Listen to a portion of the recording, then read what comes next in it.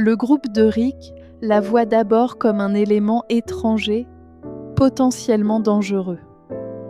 Elle porte le panier de provisions qu'elle a vu Glenn et Maggie prendre avant d'être kidnappées, mais n'explique pas grand-chose. Elle agit plus qu'elle ne parle. Cette économie de mots n'est pas de la timidité, c'est une philosophie distillée.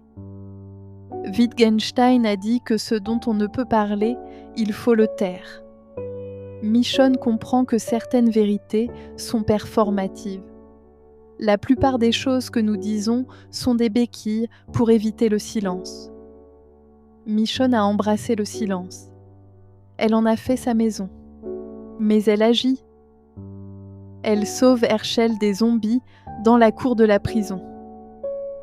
Elle aide Carl à récupérer la photo de Laurie parce qu'elle comprend qu'un garçon sans mère a besoin de quelque chose de concret avant que le vide ne se remplisse de haine. Quand elle révèle à Rick qu'elle aussi parlait aux morts, elle dit « Je connais ta folie.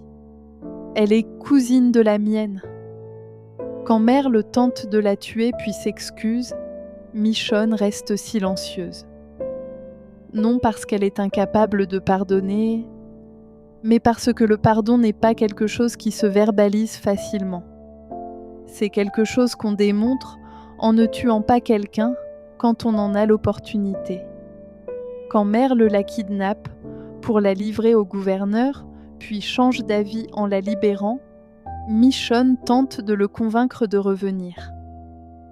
Il y a une rédemption possible, suggère-t-elle. Mais il refuse et elle accepte. Certaines personnes ont besoin de mourir de la façon qu'elles choisissent de mourir.